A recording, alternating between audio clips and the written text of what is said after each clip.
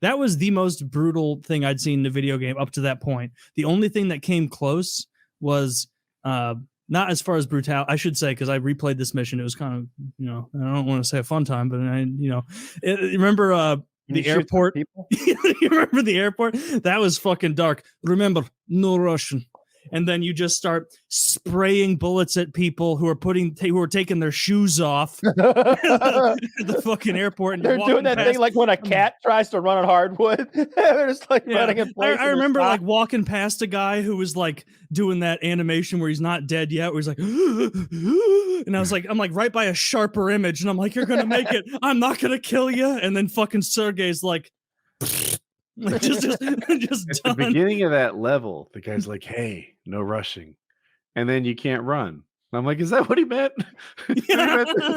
We have to walk slow the whole fucking time. Remember, no rushing. We're taking our time. I didn't think about that. It's funny. Yeah, that was. Do you remember?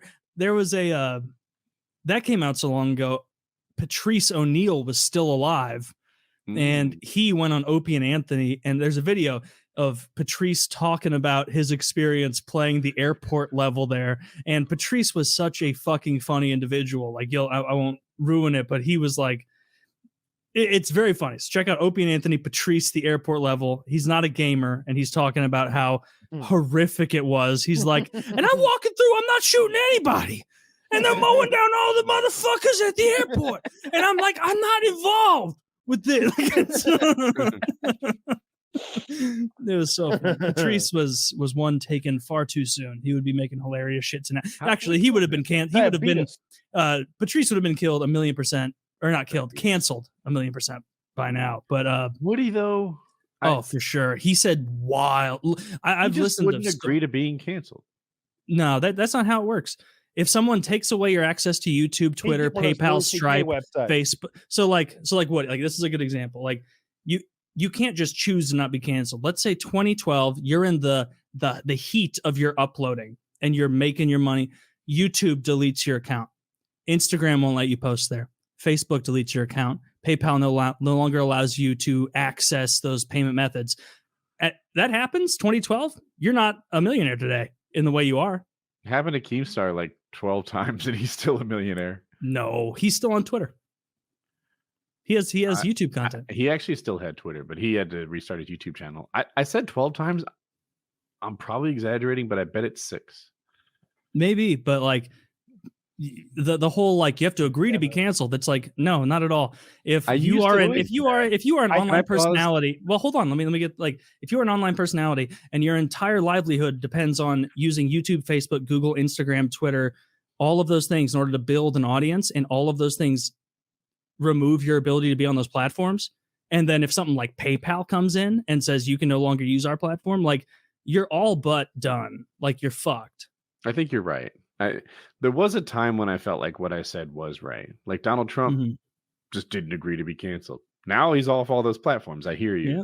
But for a long time, he would just fucking keep going. Al Franken did the opposite, right? He's a senator. He got caught practically touching that boob or something on the vest, and he quit his job. It's like, if you just went the way that so many other politicians went and just decided not to quit, wait a little bit, then you would have waited it out. Yeah, wasn't there a governor in like Virginia or something who was just like, come and get me? I mean, look at Justin Trudeau, the governor in Virginia. Like, as long as you have the right positions on everything else, you can skirt by with certain things. But if like I don't know if who's like a big Republican senator right now, Mitch McConnell. Mitch McConnell. If it came out that Mitch McConnell wore blackface, like, that would be a way bigger deal, and it would be hammered on more than if the Virginia guy did. Of course. Would he step down? Do you think his constituency? No, of course not. Mitch McConnell is a piece of shit. He wouldn't step down.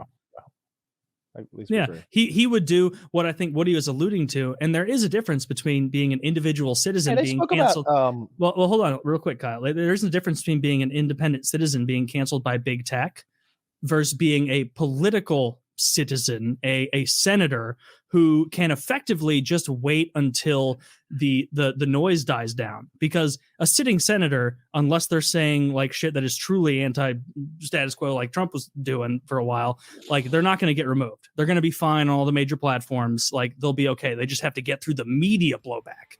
Whereas an individual talking about politics, any number of those services can shut it down.